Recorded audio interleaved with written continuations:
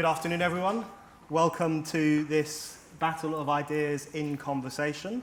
I'm Brendan O'Neill. I'm the editor of Spiked, and we're one of the media sponsors of the Battle of Ideas. We do it every year. We think the Battle of Ideas is wonderful and fascinating. And I am delighted, beside myself with delight, to be in conversation with the one and only Fay Weldon. Fay doesn't really need an introduction, but I will make an introduction nonetheless. Fay is, as you will all know, she's a novelist, she's a playwright, she's a dramatist, she's an observer, she's a commentator, she's a professor of creative writing at Bath Spa University. She was a leading light in second wave feminism, which is when feminism was good, a few years ago. She's written 34 novels. Most of us can't even write one. She has written 5 stage plays, numerous TV shows and pilots and so on. And she's such a good writer that even her career as an advertising copywriter lives in legend. And my favorite slogan that Fay Weldon came up with is for a brand of vodka, and the slogan was, "Vodka makes you drunker quicker." And which I believe they didn't use. Well, no, because it was would have been for generic vodka, and with Smirnoff it didn't sort of work. It didn't work. Smirnoff vodka makes you drunk quicker, just doesn't work. No, it doesn't work. So, idiots, they should have used it. You can't say fairer than that. That really kind of sums up the plain speaking and the honesty that we've come to expect from Fay Weldon. But that introduction I've just done doesn't really cut it. Doesn't really do, because beyond all that, or rather as part of all that, Fay is, in my view anyway, one of Britain's great enemies of groupthink. And there's a wonderful line in Fay's most recent novel, Death of a She-Devil, where the she-devil, Ruth Patchett, says, "Women unite, feminists unite, you have nothing to lose but the chains of stale groupthink." And I was punching the air as I read that, thinking there's a lot of feminists and a lot of other people who could do with breaking free of the chains of stale groupthink. Fay is a great pricker of orthodoxy. She has had intellectual reckonings with everything from the nanny state to therapy culture, from trans politics to the cult of Tony Blair at a time when everyone else was falling at its feet. And Fay is one of those rare writers where when she brings out a new novel, it's a national event and people talk about it and it really matters. So I think we can really see Fay, or we ought to see Fay, as following in the footsteps of the likes of Swift, Flann O'Brien, as really kind of cutting to the heart of society in a way that's always funny, refreshing, and, dare I say it, quite rebellious. So, can we please give Fay Weldon a warm welcome to that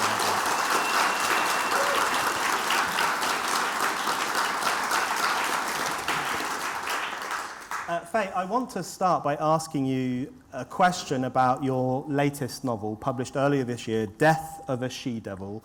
Obviously, it's a follow-up to your 1983 classic, The Life and Loves of a She-Devil. And in that original book, you created really one of the great Machiavellian monsters of 20th century fiction in the shape of Ruth Patchett, the she-devil, an ugly, ungainly woman whose husband cheats on her with a rather drab but very feminine romance novelist called Mary Fisher. And Ruth kind of wreaks her revenge both on her husband and on society, really, and on men, by engaging in sex with all sorts of people, by having plastic surgery, by burning down her house, by abandoning her children, this really kind of slightly monstrous but brilliant character. And then you fast forward to Death of a She-Devil, published this year, and Ruth is a lady. She is chief executive of the Institute for Gender Parity, which just makes you fall asleep when you hear those words. And she's surrounded by rather smug and annoying careerist feminists.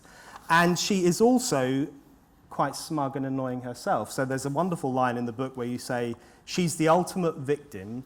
sitting smugly on the moral high ground in all her squalid bulk, casting lightning bolts of disapproval and condemnation wherever she goes.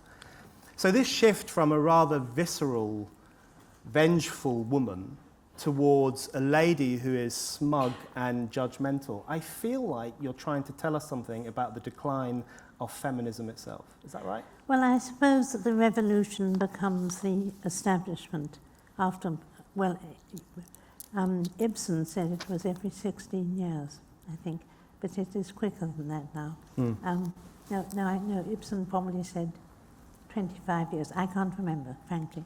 But he did claim that the revolutionary becomes, eventually takes over, and a new revolution has to arise, which it seemed to me in this novel was happening, that she was the second wave feminist who had got to the top, and now the fourth wave were turning up and taking over and doing their best to unseat her and take over at the top of the high tower, because the whole thing sort of engaged in this rather phallic symbol of the high tower anyway. And so then the new ones come, and in fact in this novel, because the men actually take over by pretending to be women. That's right. Which is, so that is the sort of danger which he finally saves the tower from, though dashed to her death, and she does so. Yeah. The villain of the piece, in many ways, is Valerie Valeria, yes. Which I think means strong. So this is yes, brave. Brave, yes. Brave, so, and this is she's a fourth wave feminist. She's bisexual, but she kind of errs more towards being a lesbian. So you say that means that she's figuratively and metaphorically always on top, which I love that line. She's not a particularly nice or smart person. No, in a way she's the enemy. I mean, it's quite funny, this novel. It's it very sound funny. Serious, but I mean, it is in a kind of way a joke and a fantasy about what is going to happen next to the feminist movement. And it seemed to me that men are going to fight back. And in a way they have fought back in this particular novel, this very beautiful young man who is slightly feminized and likes dressing up in his sister's clothes anyway. But Valerie Valeria, who's a very smart, bright young thing from Australia, and the University of Canberra, I think, where things are very modern, and she takes over, and she falls in love with the young man and is so anxious to keep her lesbian status that she actually persuades him to have the snip, as it were. And so, so they end up together, though she leaves him actually and runs off with her real true love, who's a woman actually anyway. So, I mean, it's fun, I think, I thought, until it was taken rather seriously. It's great, it's fantastic fun. It was taken seriously by really incredibly boring, annoying... Well, very serious people. Yeah, yes. very, very serious people who don't know how to have fun. That's the problem. No, I think it may be the problem. Yes, I think that is the problem. I hope it's the problem. I mean, it might be just a rotten book. I don't know. Writers never know. No, but what I find fascinating is that I've read the book itself. It is incredibly funny. I've also read most of the reviews, and what's fascinating is that the very positive reviews are written by people who have approached it as a piece of literature, as a novel, as a work of entertainment and something that will be thrilling and interesting.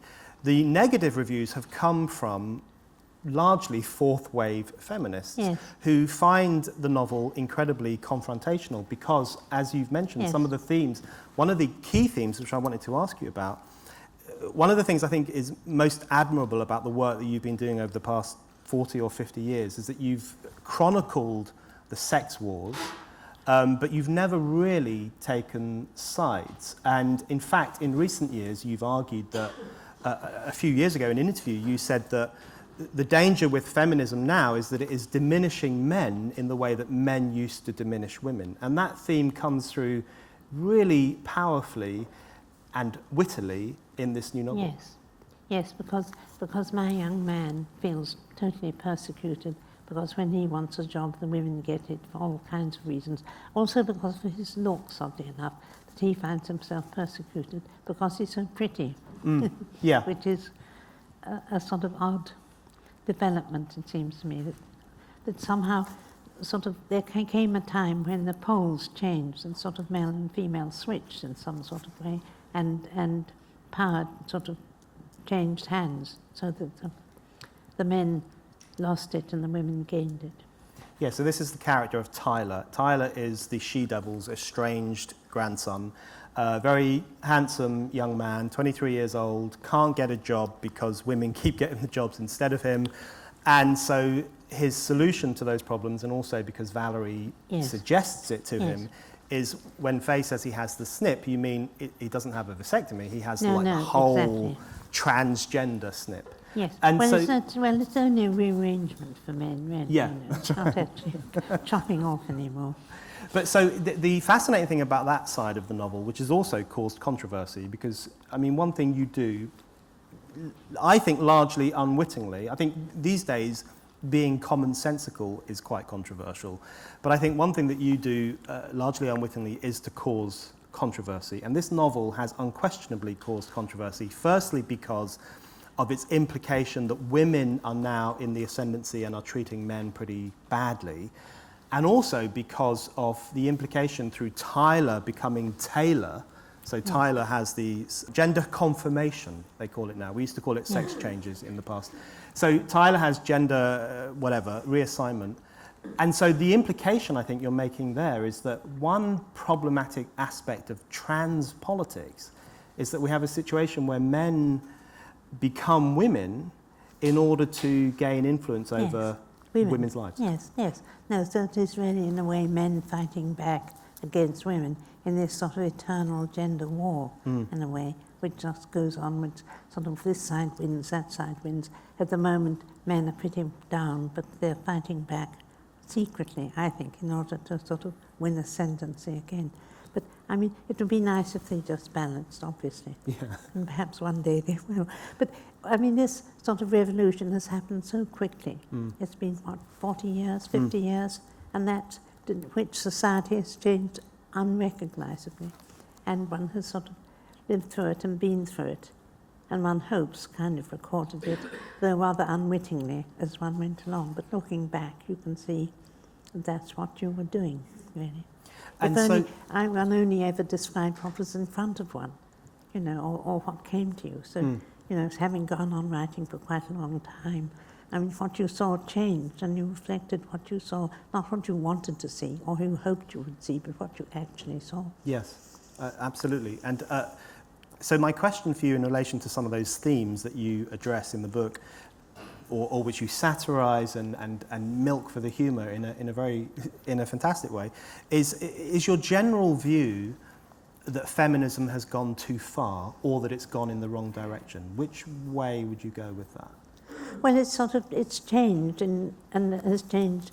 I mean, sometimes it goes too far, sometimes it doesn't go enough. I mean, I think the way, you know, we ignore our own country is a way in which feminists have simply sort of abandoned everything other than the middle classes, in a way, in which it was a movement which started from the middle classes, was meant to apply to the middle classes, and really was sort of not invented but created in order to meet the needs of intelligent women who were healthy and active and lively and wanted to be part of society. And that was what they aimed for. They didn't take into account women mothers with children who are now, I think, suffering from the effect of too much feminism, that they all have to go out to work. So what feminism has left behind it is the need for other women, for all women, just to go out to work, when I don't think all women want to go out to work. A lot of women would like to be kept and have their babies and have enough babies and as many babies as they want. And it disturbs me that now it's very rare for a young person to have a sibling. I think it's almost 50% now of single families, of families with only one child, because the women can't afford to have any more children, would like to have more children, but can't. And this seems to me to be rather alarming. So that's something that I've noted in contemporary feminism, or feminism over the past few years in particular, is that it does seem to be a specific class of women who are leading this and benefiting from it with very little regard to, well, working class women. Yes, no, exactly. One thing I wanted to ask you in relation to the trans thing in particular, which is obviously you can't even sneeze in the presence of a trans person without causing huge controversy these days. It's one of those issues that people don't dare touch. But I know that you said recently that you didn't really have much appetite to come back into the discussion about feminism until you saw what happened to Germaine Greer. Yes. So Germaine Greer got into, who was also a leading light in second wave feminism, and Germaine Greer got into trouble recently, a year ago or 2 years ago, over the trans issue. And her argument is effectively that if a man removes his genitals, that doesn't make him a woman. And I know that Jenny Murray has said something similar, and there are a few feminists who are willing to put their neck on the line and say that. So one of the things that comes through in the novel is the suggestion, from your perspective, that you share that view, that being a woman is something quite distinctive. Well, I think when I wrote it, I wasn't sure, but by the time I'd finished it, I was very sure that Tyler remained Tyler, although he looked like Taylor, went on behaving pretty much like Tyler, except he looked like Taylor. But he did go on with very savage computer games, so which was how one sort of found him out in a way, is that his mentality was still sort of blood and gore and violence and auto car, whatever it was. And this was how one knew him. But the odd thing also, but then I found out, which I didn't put in the book, was actually oddly enough, that when men choose avatars in computer games, they usually choose women to fight their battles for them. Well, the one thing that comes through in the book, and also in things that you've said in recent years, is this feeling that it's easier to be a woman today than to be a man. And it's, in a sense, it's almost fashionable to be a woman. Oh, I think people want little girls now, not little boys. So the little boy is a disappointment, when once upon a time the little boy was a great woman, female achievement. So, yeah, and then but at the same time, alongside that, the other interesting thing is that the suggestion that you can very easily become a woman simply by having an operation or simply by taking drugs also suggests that the idea of womanhood is not only fashionable, but it's also been demeaned, so that you don't have to go through any particular process. You can kind of click your fingers and become a woman. Yes. Well, I think that is the ease with which, I mean, very often it is men who've had their children who then decide, you know, to be a woman would really be rather nice. And and then you can wear nice clothes. You know, and it would be. I mean, why would you not? Yeah, exactly. We should all do that once we get to a certain age. Yes. Have you followed the recent controversy over the phrase pregnant people? The Foreign Office has suggested to the United Nations that instead of using the term pregnant women, they should use the term pregnant people, because the term pregnant women might be offensive to, I don't know, the 17... I think it's two people. Actually. Two, right, there you go. Yes. Well, I mean, this seems to me, I mean, what are they frightened of? People are so frightened. They do want to be sort of not found out in having the wrong opinion, or the opinion that they do have, or the commonsensical opinion, which all dates back to Gramsci and his belief that he could do without, you would do without common sense, because common sense was the way that which kept society going, and if only you could destroy that, you would destroy all of society, which we're busy doing, I fear. Absolutely. Well, I wanted to touch on that, which is the riskiness of holding certain opinions these days. And the thing that I find is that the parameters of acceptable thought seem to be shrinking all the time. So you can find yourself further and further away from the mainstream, not because you necessarily have changed, but because what you're allowed to think is getting smaller. Well, I think we're in the age of the show trial light, L-I-T-E, you know. So instead of being taken away in the middle of the night and sent to the gulag, you know, you lose your job or your friends won't speak to you, but the same effect is created, which seems to me a rather alarming state of affairs. But we must not panic. I agree. Not yet. We might panic at some point. One of the other themes that you touch on, I keep saying themes. I should make clear this. Just because I'm saying themes doesn't mean that this novel is academic or dull. It's incredibly funny, but at the same time, it does touch on some incredibly important themes. And one is the question of the young and the old. And there's a line in the new novel where you say the real you know, everyone goes on about the gender wars and the sex wars and men versus women and so on. But you have a line where you say the real battle today is between the old and the young. And that really spoke to me in terms of what's happening now. One of the things I love most in the novel is there's this real kind of subtle clash between experience and expertise. So the character of Valerie Valeria, who's this annoying fourth wave, careerist, ambitious feminist, she thinks she can do everything. She thinks she can organise global events because she has a degree in event management. Yes. So that kind of covers, she's obsessed with spin, and Yes. she's obsessed with what she'd studied at university. And then the question of older characters' experience or what they've been through seems to count for less. So is that something that you've tapped into in real life? Well, I mean, there are a lot of old dodderers in the book, you know. Yeah. I mean, they really are, because, you know, they move very slowly, which is very annoying to the young, you know. So, yes, no, I think, I mean, actually, when you get to be as old as I am, actually, which is really quite old, then, you know, you pass into another stage where it doesn't seem to matter so much. It's when you're in your 60s and 70s that being old really starts, and 50s too begins to, you know. So women in their 50s are trying incredibly hard to stay looking as if they were 40, or move quickly, or go to gym, or all the rest of it. But, you know, I think it's very natural for the young to, you know, want the old to get out of the way, really. And, you know, we should, I think, much sooner than we do. But in general, it would save a lot of national health money, certainly. But at the same time, but the young now have so much voice because of the new world we're living in, which is the computerized world, the digital world. So their voices are very loud and clear, and there are so many of them, and they're all talking to one another and all sort of building up their own worlds of little bubbles of belief, which are not open. I mean, as sort of my generation and later ones were, to well, common sense and the voice of people who know something, or who have edited, or have been edited, or various people have looked at to make sure that they're talking sense. Yes. And if they haven't been taught sense, they haven't got published, and they haven't got read the news or anything. But now everybody can listen to everybody, and what everyone says is not necessarily considered or thought about, but is just off the top of their heads, and sometimes it's really quite nasty. I don't know, you know, how long that is going to last, because I think some technical thing will happen when it all stops. But I mean, you know, how do I know what will happen next? I don't.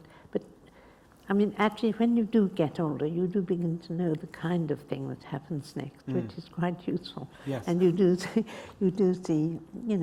see something happening unexpected, which is going to stop, you know, almost stop social media in its tracks. Yeah, there's some wonderful lines in the novel about millennials, and there's this great line where you say they're steeped in digital gloom and callous copulation, which I thought kind of summed them up, although they might not be doing as much copulating as we might think.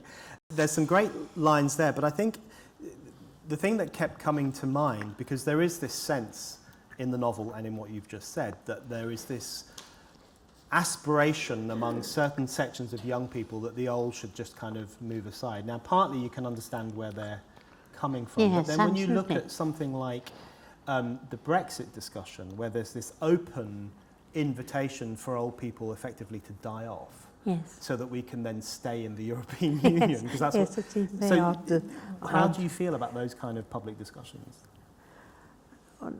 Well, I mean, I take offence.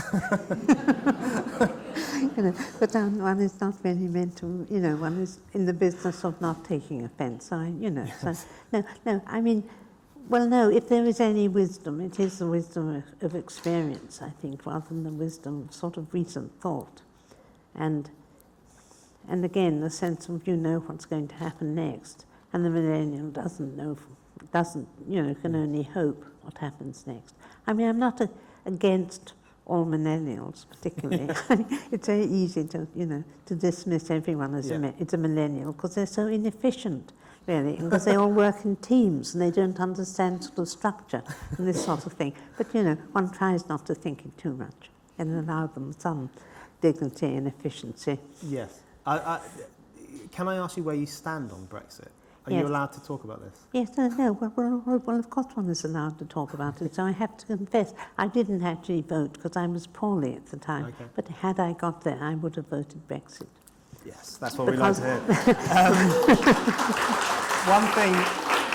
But it is oddly hard to say that, actually, Yes. because it sort of puts you in a compartment, not as somebody who has an opinion and is allowed to vote, but as somebody who should have voted in a different way according to the universities or the, sort of sets of people who benefit from it more than, but who don't see where it's going. Yeah. But if you see where it's going or what is happening, then you can see that the sooner you're out of it, the better, really. Completely agree. I mean, it's one of those issues, it's not quite as tense as the trans issue, but it's one of those issues on which if you put your flag down by Brexit, then polite society suddenly becomes a little less welcoming. Yes, it does. But I mean, over the last 10 years, one has found very much that, and increasingly in the last 3 years or so, that if you go out to dinner, you go out to dinner with people who think like you do, and not to people who with a whole range of different opinions, because you're not particularly welcome to say what you think. And this sort of division in society has got much more marked over the last few years.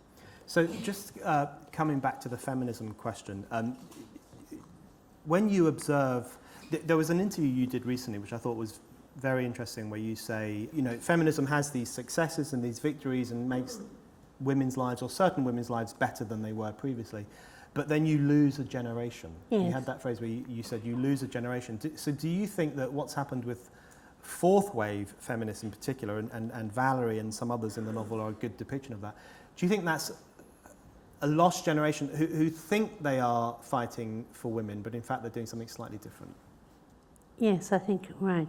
I don't know. I think when I spoke of the lost generation, I thought mostly of all the women who have to go out to work, who don't want to go out to work, the way the male wage will no longer support a family, the way the sort of dignity of man has been undermined, because men used to look after women. It was their function, really. And they have lost it. Now women can, or expected to, or they see women as looking after themselves. That sort of function of being a man has gone. And this is a generation, oddly, that you have lost, which includes men and women. But the fourth wave feminists, are coming in with a whole lot of energy and sort of self-righteousness. And I mean, what I've noticed is that, I'm now seen as I am guilty of biologism, you see, which is the other thing, of believing that men and women are actually different, which women, oddly enough, while putting on high heels to be as tall as men, which is what I think they're doing, is, has been a sign of, the way they demand not just equality, but to be better than men. And it is this, I think. If they just wanted to be equal to men, one would have every sympathy with them, because why should they not? Or equal dignity, which is how the whole thing started, I think, because women had no dignity, because in the 70s,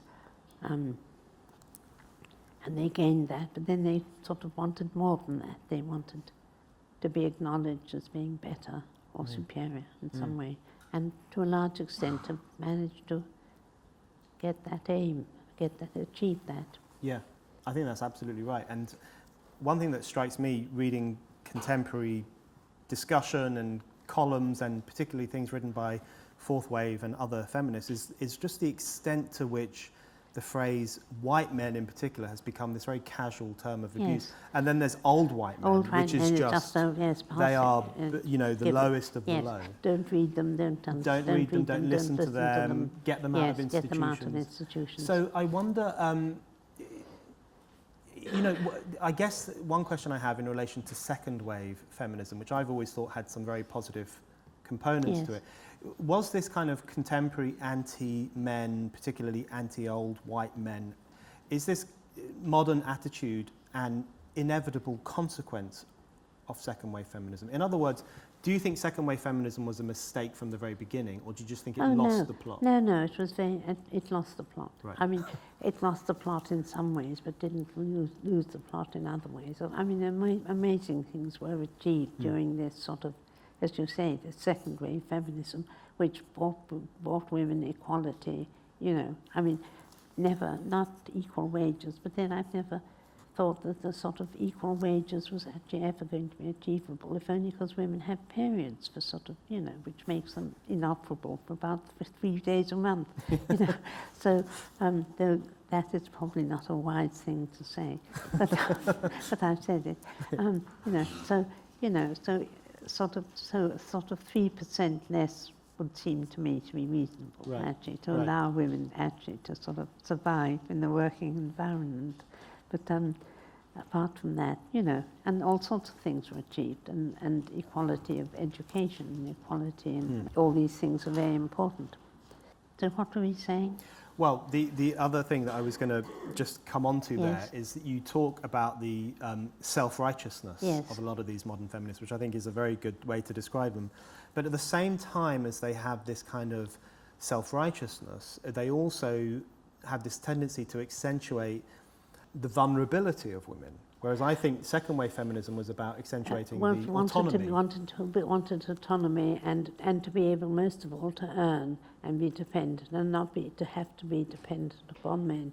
And this, I think, you know, which was the main thing. So do you think that in relation to modern feminists playing of the vulnerability card rather than the autonomy card, do you think that represents a dramatic shift? Yes, it does. And I look at selfies, and you look at the big-eyed, sort of soulful, help me, protect me look of women, and I just think it's extraordinary, you know, because that is what they're doing. They're not sort of, you know, waving their hands in the air with joy or powerfulness, or saying, look at me, how healthy and powerful I am. They're saying, oh, poor me, I'm so ill and healthy and unhealthy and weak, you know, and you're thin, then they get thinner and thinner and weaker and weaker. Yeah. And this is sort of another sort of strain, which seems to me to be sort of the opposite of the fourth wave feminist.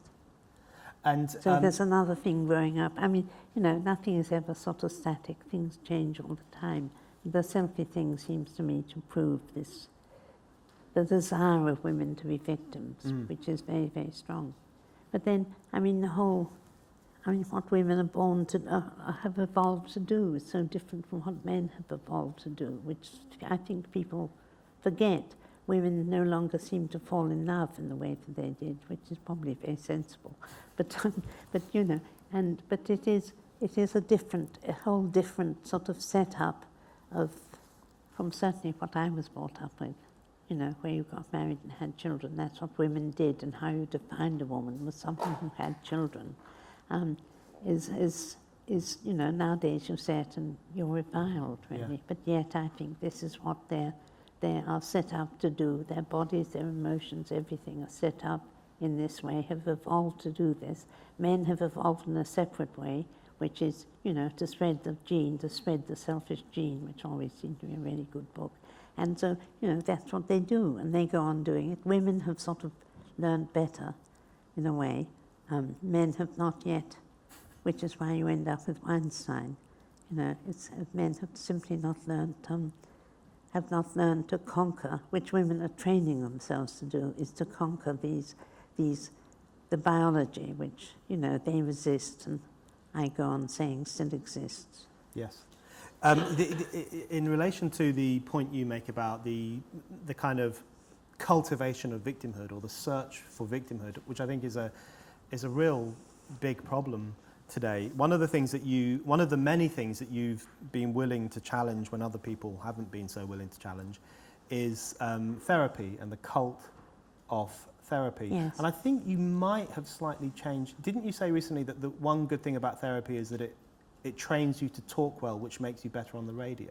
No, that's well, I spent some years in psychoanalysis when you just lie and talk to a totally silent entity, and you learn all sorts of things. You learn to separate feeling from thought, right. I think, which is very important, and you do learn to formulate your words so you can eventually talk on the radio, which I was never able to do, simply because you are used to expressing your thoughts in words as simply and quickly, and to get the value of the money you're paying for this event. So it's like a kind of speaking exercise. Yeah, more than anything exactly. else. No, it is. No, but the whole therapy thing, I think, the whole theory of therapy, of the talking cure, is that if you relive your experiences, you will somehow be able to control them or get the better for them, or because you're an adult, when you talk about your childhood experiences, you will be able to see them in context, which is the theory of it, and which works up to a point.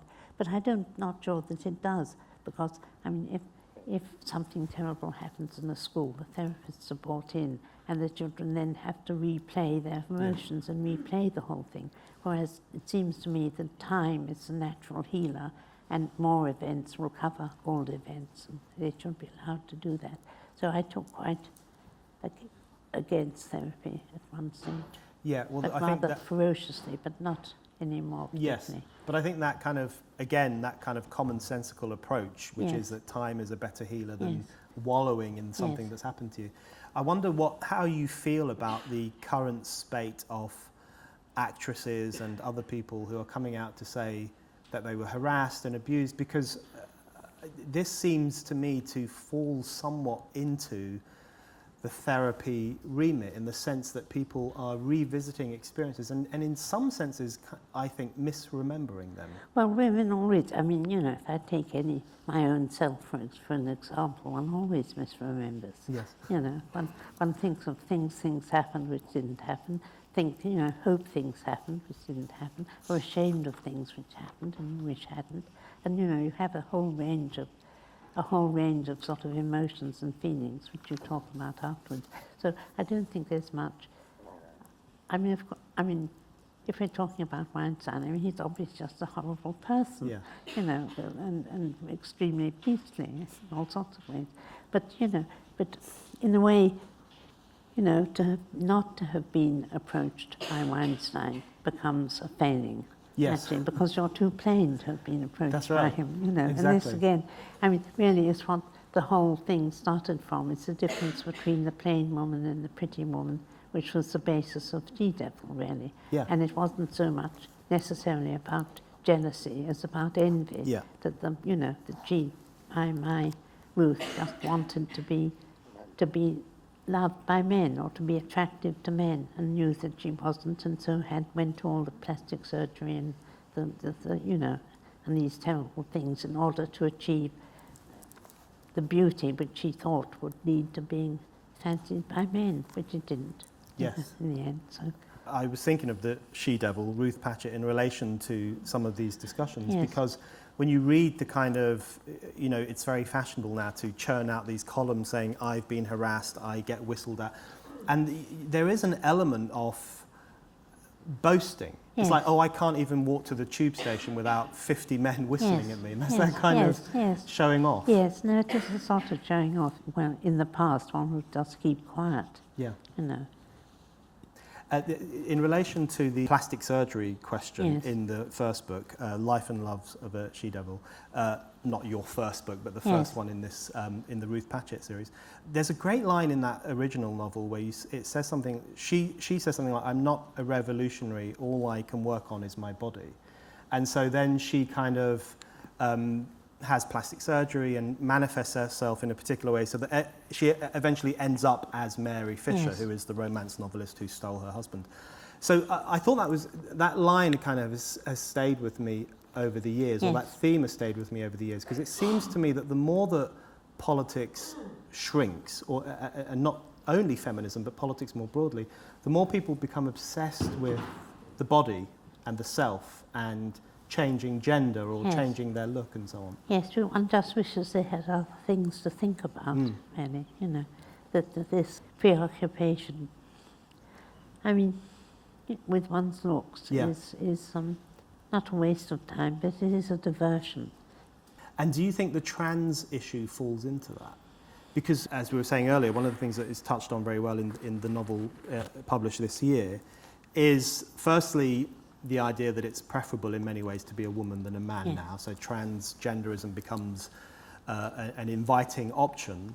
But at the same time, what's clear is that Tyler/Taylor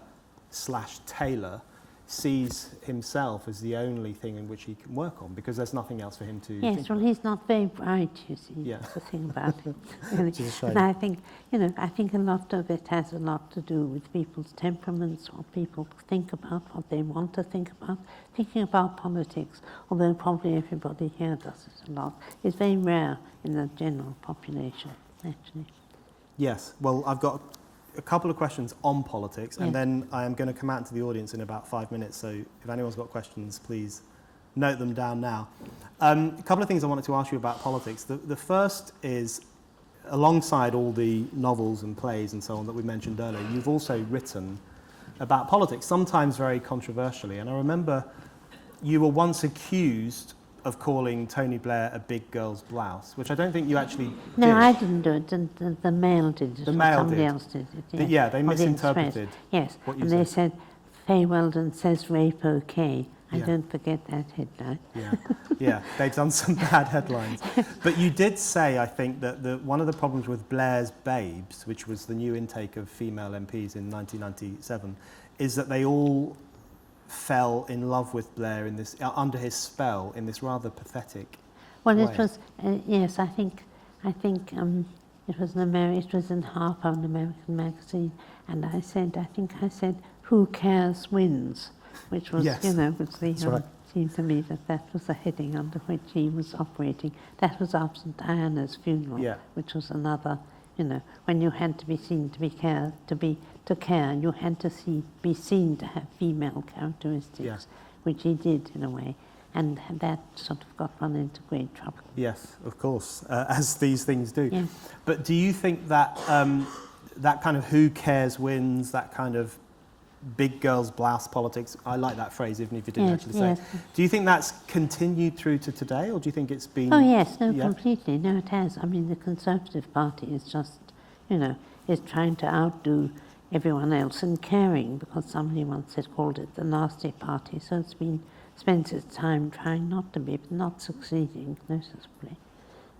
So, because people often say that with the rise of Jeremy Corbyn, who's considered to be this kind of radical, angry man, although that doesn't actually pan out, and with the rise of Theresa May, who people mistakenly think is Thatcher 2.0, Yes. they think that politics is shifting back to something pre-Blair, but you actually think that kind of I think that touchy-feely the thing is touchy-feely thing simply continues, actually.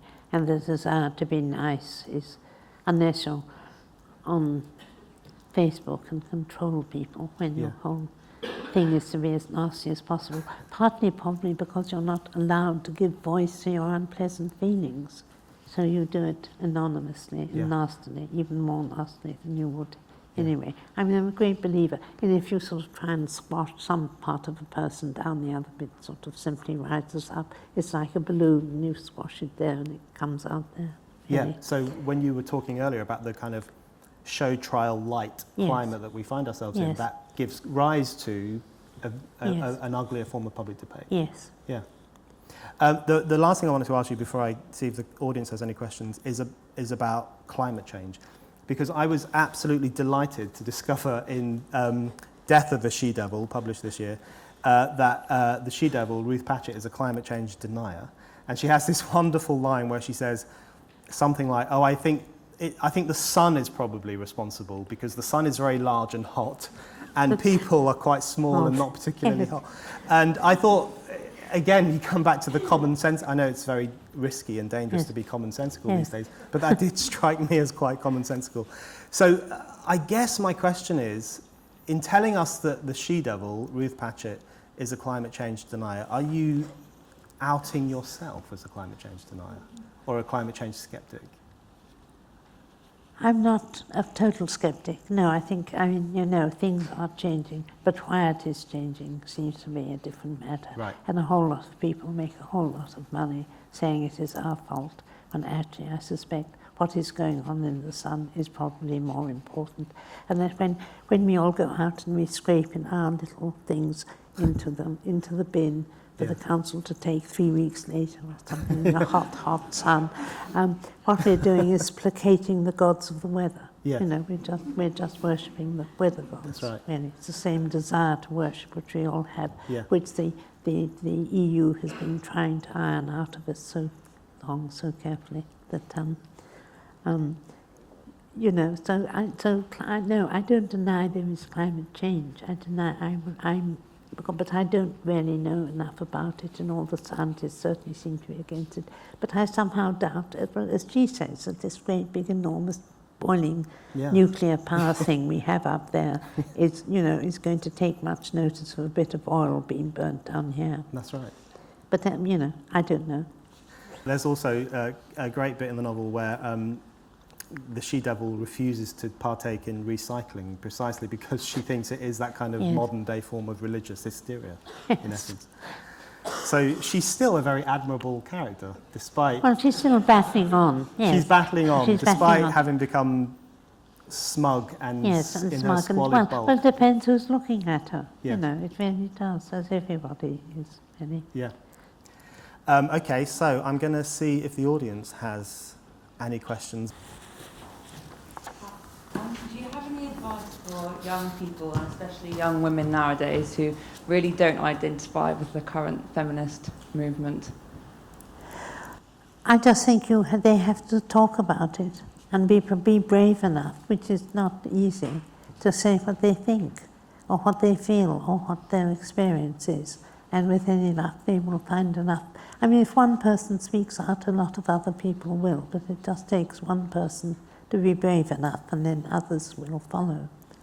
Well, that is what I've always found. Good advice. I wanted to start by offering a corrective, really, to the way in which the history of feminism's been presented, and it's by way of prefacing my question. I don't think that it's the case that the previous wave of feminism was all great, and that this wave of feminism is all poor and gone off the rails.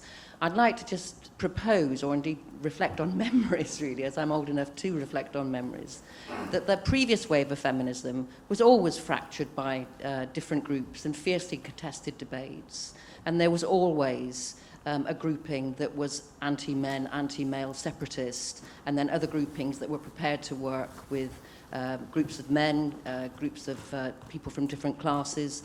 There was always a contested set of pieces that made up feminism. So I think to characterize it as the previous wave of feminism as a blob is actually, a rather distorted way of, and an unfair way of characterizing that previous movement. Equally, though I know less about fourth wave feminism, I'm sure that it's true too, that that's not just a homogeneous blob that, in this debate has been, criticised, probably rather unfairly, I think, for having a homogeneous view. I'm sure there isn't a homogeneous view.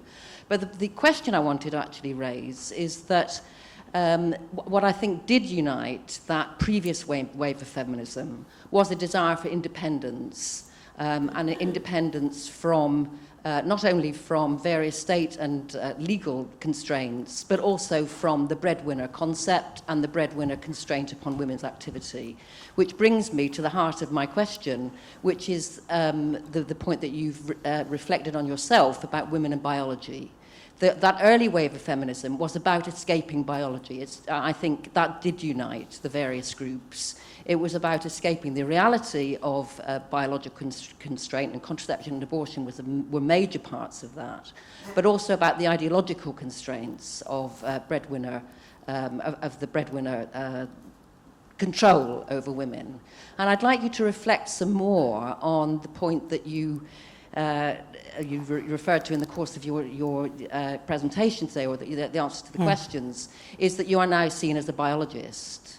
Yes. Or seen as somebody who has retreated to, women are made in certain ways to have babies, and they have periods, and they have responsibilities for children, which come from a natural urge, and men are alpha males. I mean, I'm just now trying to recapture the points that you were making about that.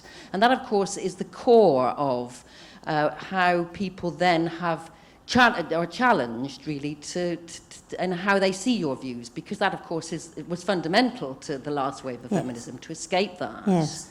and indeed it remains, a core issue for women and their ability to be independent, either independent in the way they raise their children or have their families, or who they have affairs with, or who they marry, or indeed whether they engage in the workplace. Yes. Now, I think what you say is extremely interesting, also extremely true. I mean, I was a breadwinner, and I mean, a lot of those first, second-wave feminists actually didn't have children and didn't know what having children was like. I now have 4 children, but at the time I had 2, 3, several stepchildren, and I was a breadwinner. And I remember in my first job, in the vodka makes you drunker quicker days, that I got promotion and was told by somebody who worked with me that I wasn't going to take it, was I? And I said, why? And he said, well, you're taking the bread out of a working man's mouth. And that was the state of affairs at the time, and it was the time. And you did know that there was a kind of myth about women that men looked after them, and the myth was not true, because one knew very well that women looked after children and had jobs and had to have jobs. But it did. But then I was sort of bright and intelligent and healthy and could do it, and lots of women couldn't. And these were the women I think that we neglected at the time to think about. And I remember Germaine Greer saying, the thing, if to be a feminist, you need to go and want to have children, you need to go to Spain, where they look after children very well. So it seemed no real answer to me. But, we were all of us quite silly in patches. So we were certainly not all good, and certainly very diverse in our approach to what feminism meant, and it moved from time to time. I mean, I wrote a book called Puffball, which was all about, again, extremely biological. It was all about a woman having a baby. And I got into terrible trouble with the other feminists for that. And yet, because it was, all about blood and guts, really, in the physical bodies, affecting your mental state. Very soon that changed, and it was all sort of mother goddess stuff, and blood and nature and earth and soil and stuff. And, so there were all kinds of things. And there was only one sort of central thing, which was called spare rib, which sort of managed to get them all together. And I mean, we were very silly a lot of the time. So I'm not, it wasn't all good. But you're right, the central thing was women must be able to earn, because in a world in which only men earned, there was no possibility of freedom, of saying what you thought, of really earning in a profession. And so you were doomed to be a nurse or I don't say doomed to be a nurse, because it's an honourable profession, I always thought. But all these things are very true. And of course the fourth wave feminists, they're young and they're lively and they want things to change, so you have to admire them for that. And the one in my novel, Valerie Valeria, is a particularly hideous example, though she's very pretty and young, and at least sort of manages to fall in love with people, which is more, I think, than most women do manage these days. Because once upon a time, men were heroes, and men are not so, it was easy to fall in love with them. Now they're sort of, they all have feet of clay, and it gets more difficult.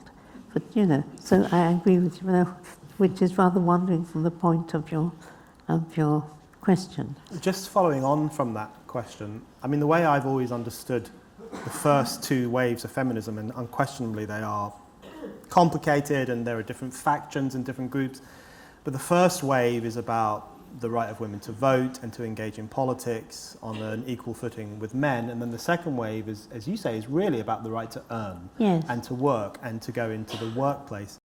It seems to me that the problem really arises with third and fourth wave feminism, which then largely become about changing the culture. Yes. So not simply about removing legal or political barriers to women's engagement in politics and work, but changing the way men behave in those areas. So yes. Is that what you're saying, that feminism's now become more about policing men's behaviour rather than liberating women?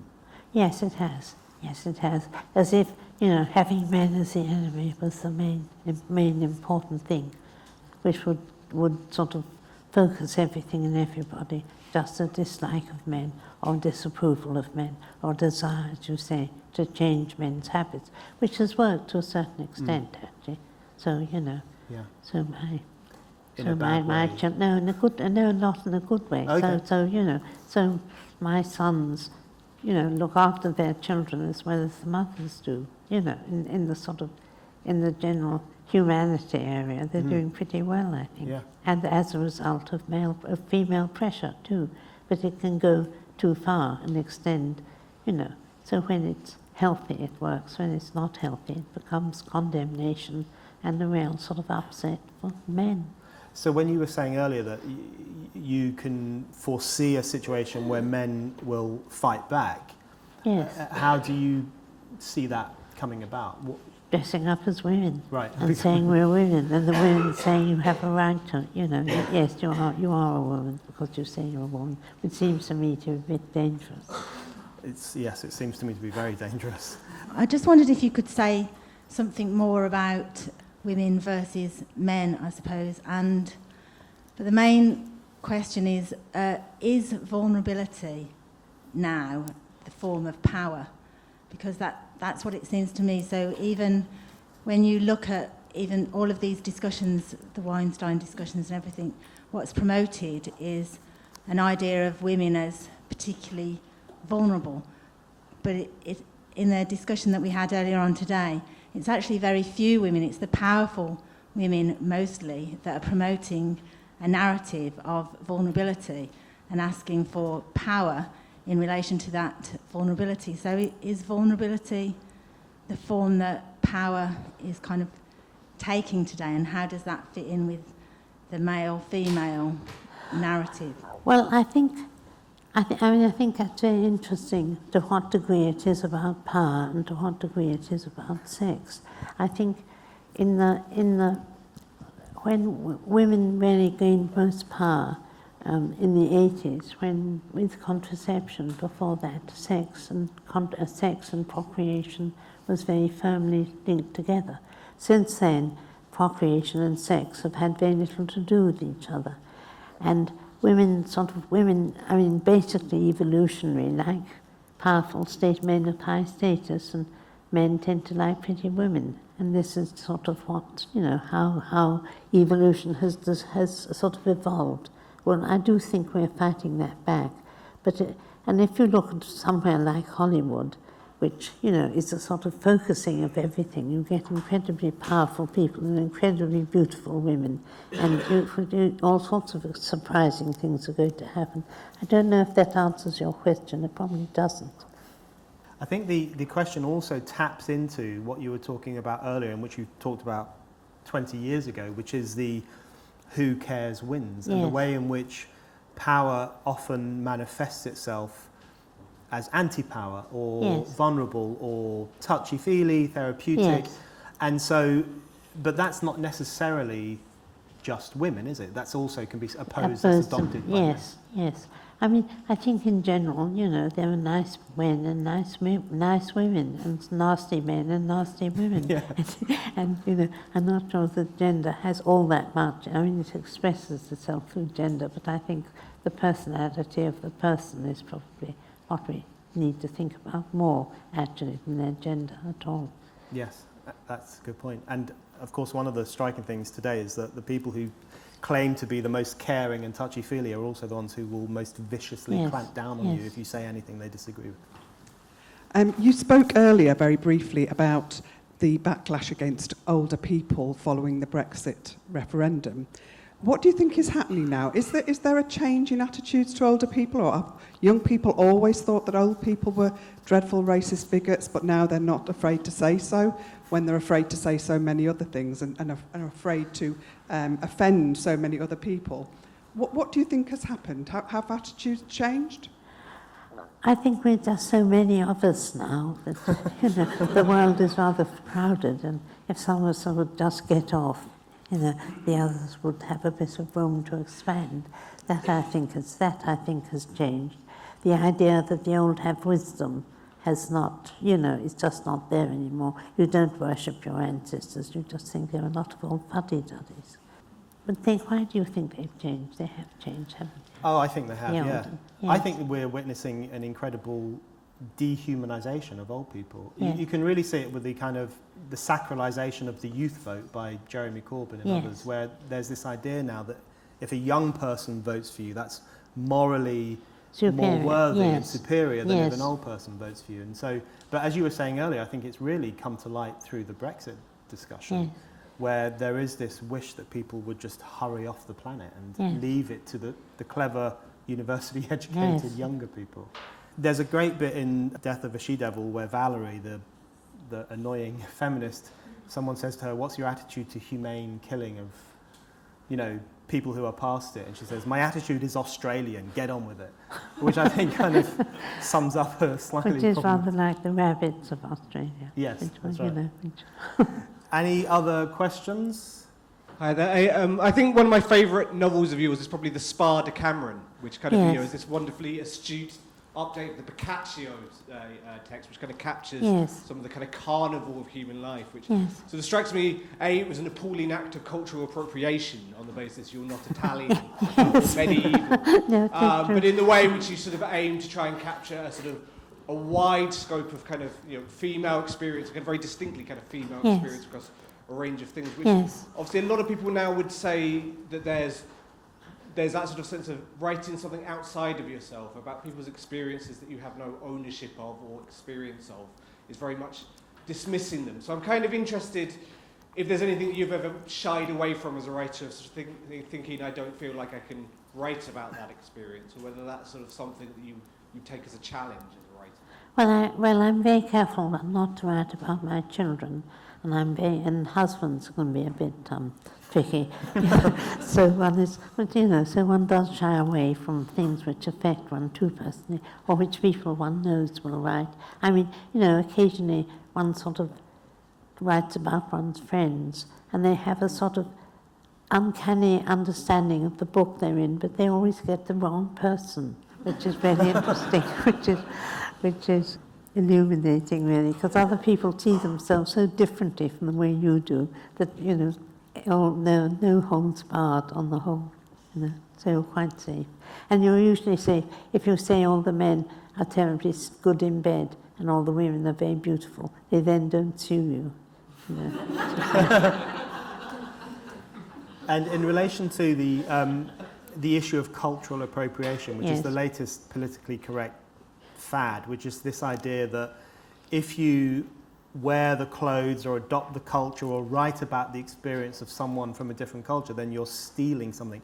But isn't it part of a novelist's life to tell other people's stories? If that catches on, there's going to be no more fiction at all, because you can't do it. You can't just write about yourself. Well, people try, but it's very boring. Yeah, I agree.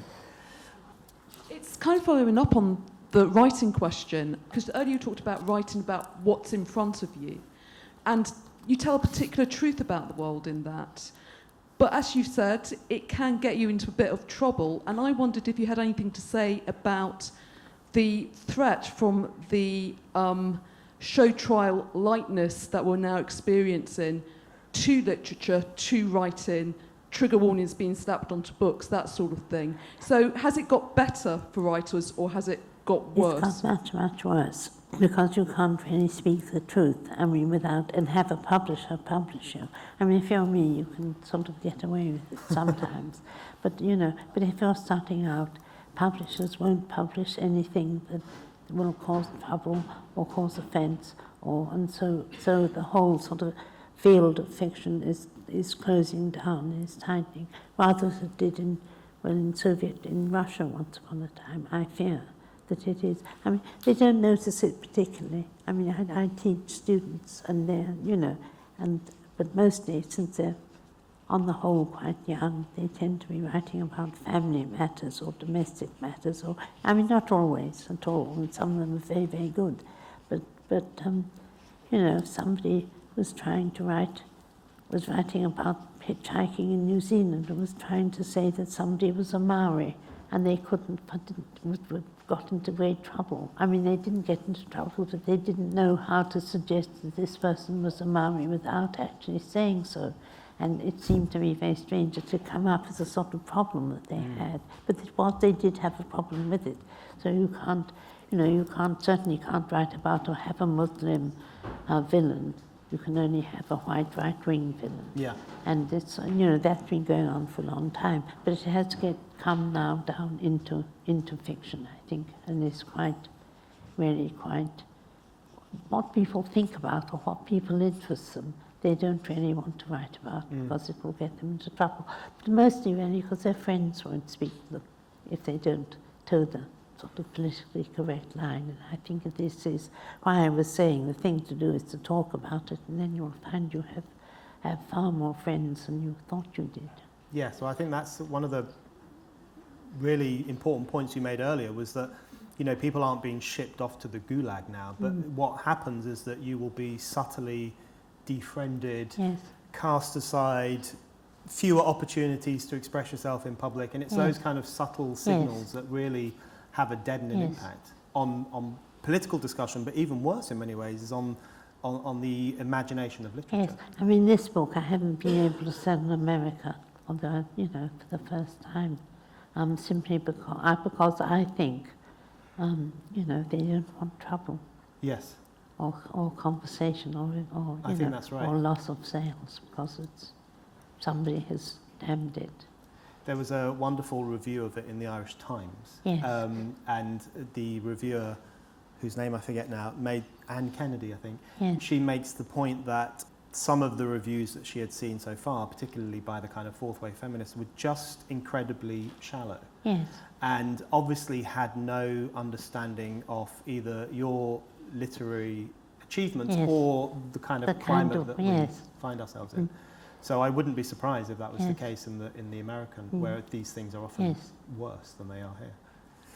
You spoke a bit about how men will start fighting back. Well, I'd like to know what you think about the men's rights activist groups, which tend to share the same victim mentality as the third wave feminists do, and tend to be pretty pathetic.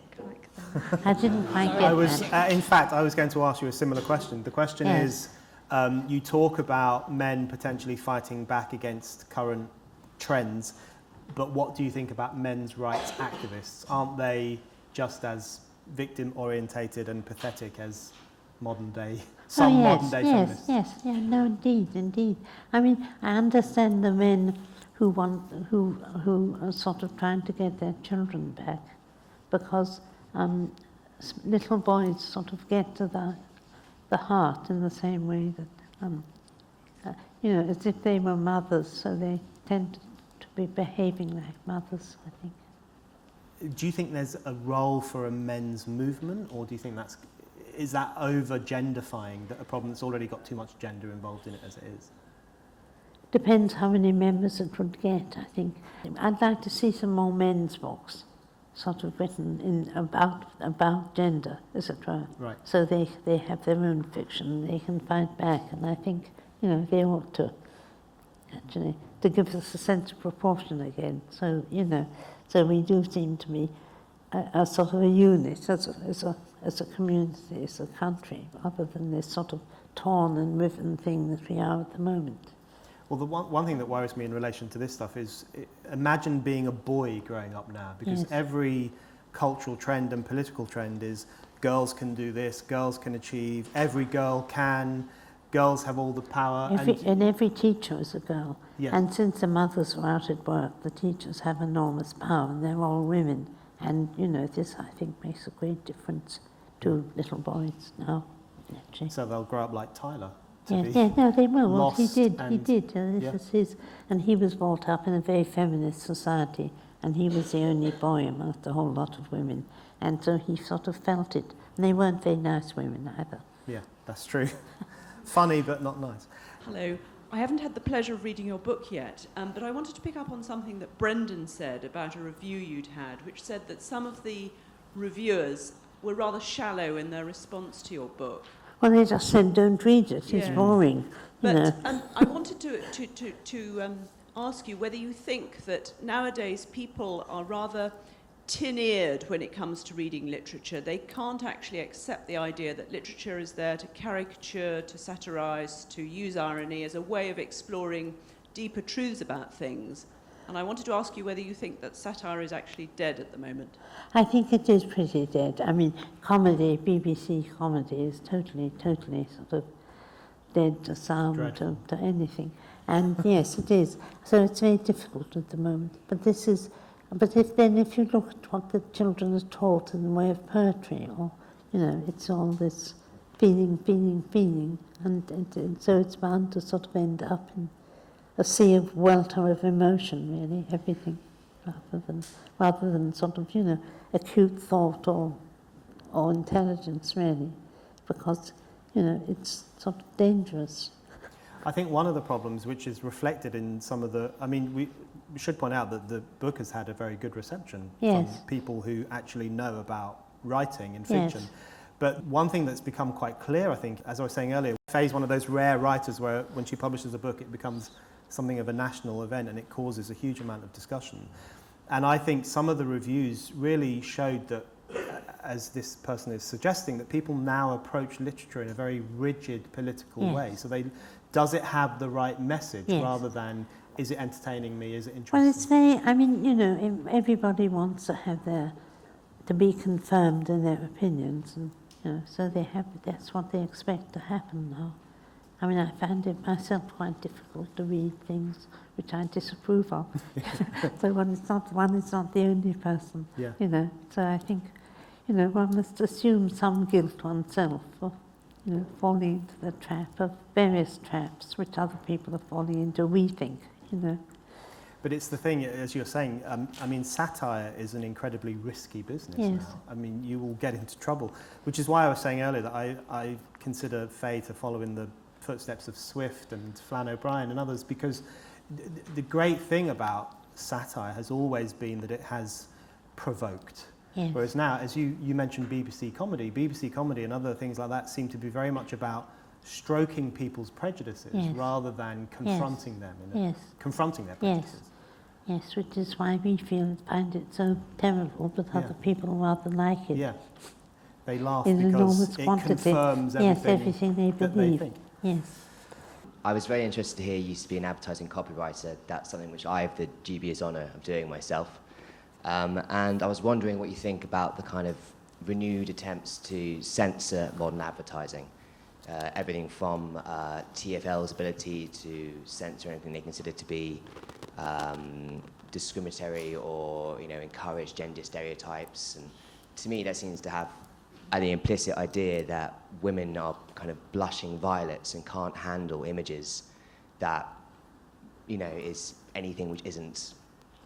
I know. I hope you understand what I'm getting at. I didn't quite get that. Yeah, so he's referencing your past as an advertising copywriter, and he's talking about the tendency now to bring that kind of modern day censorship even into the realm of advertising. So the example is Transport for London banned an advert on the tube recently because it showed a very thin woman in a bikini, and the slogan, which is not really of your calibre, was "Are you bikini body ready? Are you beach body ready?" And that's now "Are you beach body ready?" And that's now been banned. So do you worry about? I think the question is, do you worry about the extension of censorship even into the world of advertising? Could you have done what you used to do in the current climate, do you think? I think "Are you bikini ready?" Beach ready is rather good. Well, there you go. So, you know, so I don't think it should be banned. No, it is a worry, and it is, I mean, the worry went the other way. No, went the other way, really, that it, you know, it kept saying how clumsy and oafish men were and how competent women were. So it was a complete reversal of the old advertising, which was how shrinking violet women used to be and how powerful men were. But that is sort of just switched completely. So, you know, one would like to go back. But then advertising would be so boring, wouldn't it, really? If it was fair and decent and told the truth. The whole thing about it always was the gap between the sentences, you know. Can you imagine if you came up with vodka gets you drunker quicker today? No, you you'd couldn't. just probably be arrested. No, even then they didn't want it. Yeah, because they hated to think of their alcohol actually made people drunk. You couldn't do it, you know. Well, you're now not allowed, adverts are not allowed to suggest that alcohol makes you more sexually successful Yes. or more confident or happier, even though all those things are true. Yes, so yeah, I know. you're No, not even allowed to tell exactly. me. I wonder if you've ever talked something about trans, I hate this word, issues, but anyway, you've spoken about. Why has this tiny minority of people got such a huge impact? For example, I saw the toilets there and they said something like, what was it? Gender neutral. I thought, well, which one should I go in? And then I saw this little thing and it said one of them had cubicles and one of them didn't, and I worked it out. I saw women were going one, so okay, I'm going now. But you know, and it's kind of nuts. You know, why are these people getting such a huge voice? It is, I mean, it is extraordinary. But people do, small groups of people do get enormous, very loud voices if they're active and they're working hard and they're shaming people. I mean, Hitler's people, I mean, you know, it's how Hitler started, really very small, and somehow manages to get to, you know, to get this incredible power, e.g. sort of, you know, unisex toilets, which is, but you see, I think that a lot of the thing is because they're so young and small, and they can sort of, you know, they can run out of things, but they should wait in their unisex toilets until they're 60 or 70, which will arrive, and then they will probably want something different. The great thing is people do grow up, you know, they do lose this sort of earnest kind of paranoid sort of fantasies which they have, and then they grow out of them and they turn to perfectly sensible human beings. One just hope that they're not left with the legislation which they sort of enforced in their earlier days. And I think one of the things that works very well in the new novel is that the suggestion that it's not simply the loudness and the success of the small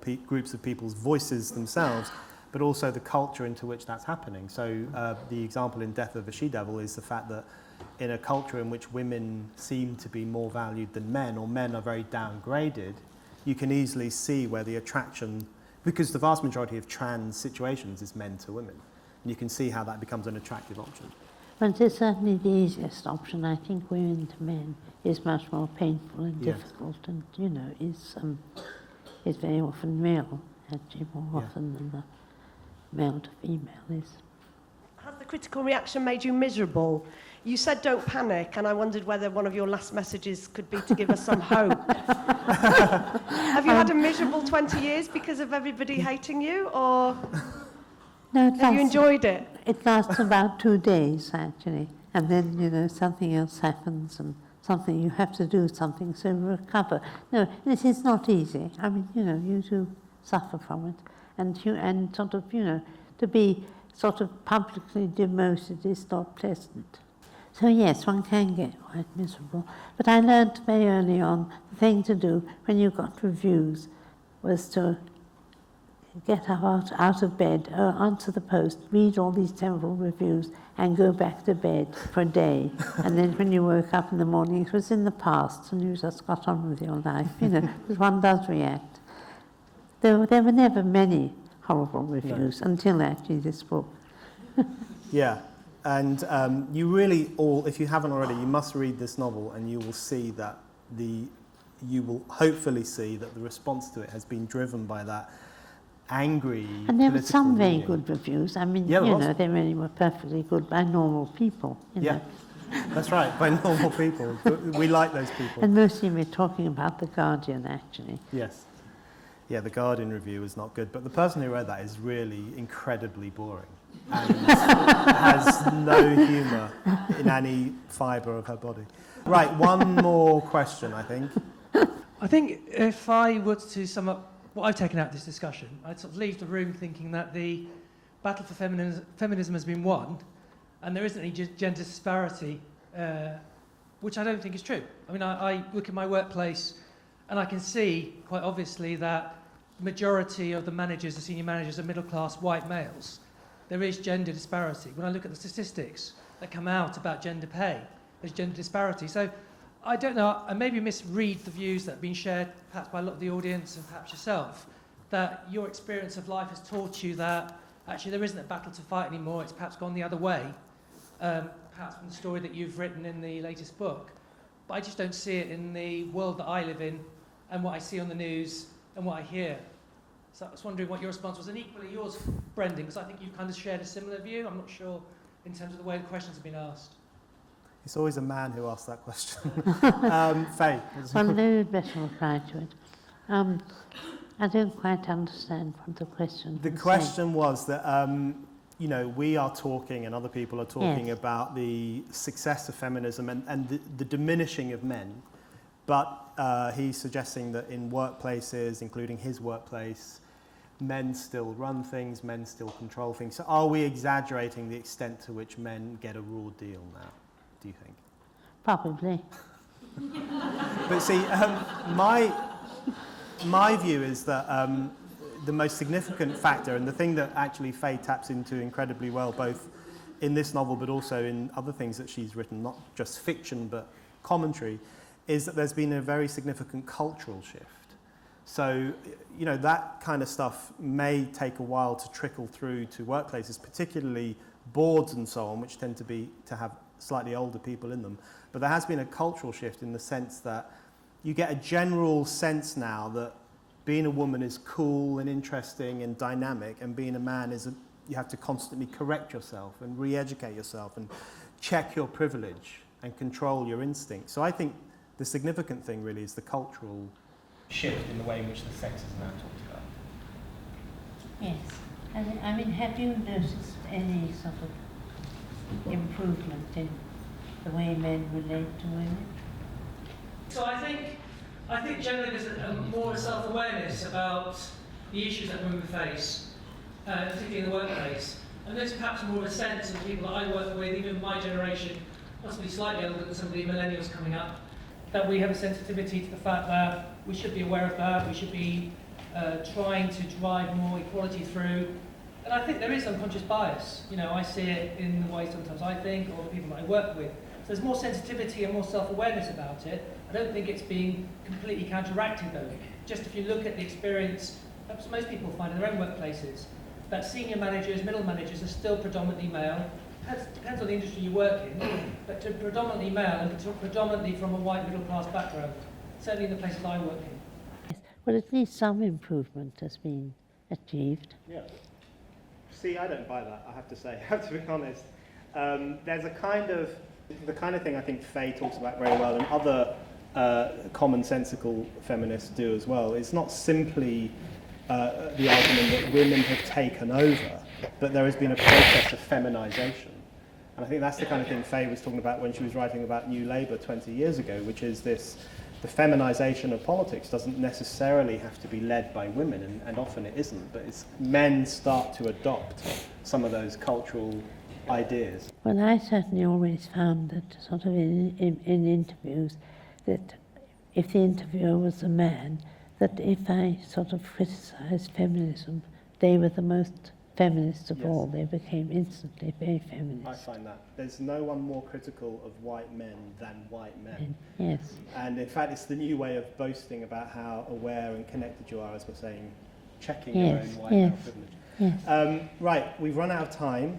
So just in response to the question that was asked before yours, you know, the question of whether Fay gets depressed when she reads these bad reviews. I think actually Fay carrying on working and writing is a cause of optimism. I mean, she has demonstrated how indestructible you are in the face of wonderful reviews of your books, but also a lot of criticism of some of your views.